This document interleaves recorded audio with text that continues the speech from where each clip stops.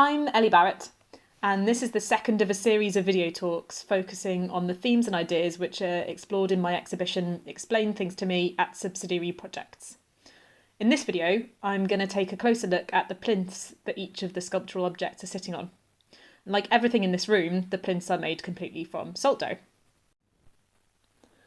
These plinths are a reflection on material hierarchies, and there are three sorts of plinth in this room: marble, white MDF and wooden logs.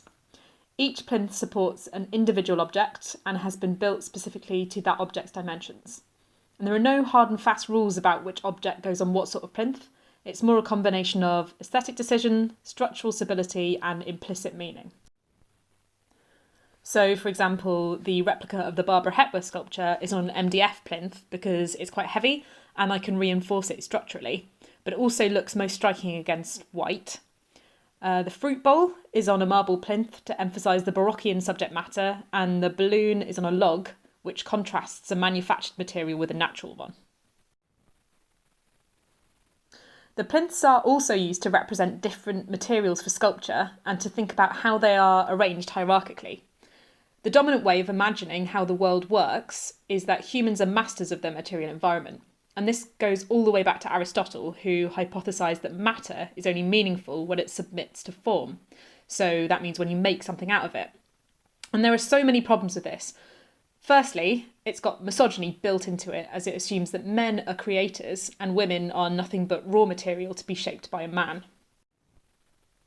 And secondly, it also means that the materials are the best making things, so materials that are hard, enduring and can be shaped and moulded easily, are in some way superior to others that can't be.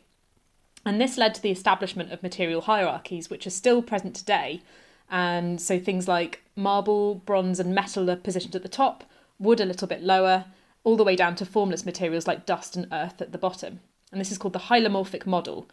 It's beginning to erode, but really the art world is definitely still getting over it. So within that structure, marble here represents the top of Aristotle's hierarchy and all of the pretensions and elitism that surround materials that are only accessible to the privileged few. MDF represents the art world as it is now. It's the plinths we're used to seeing in white cube settings.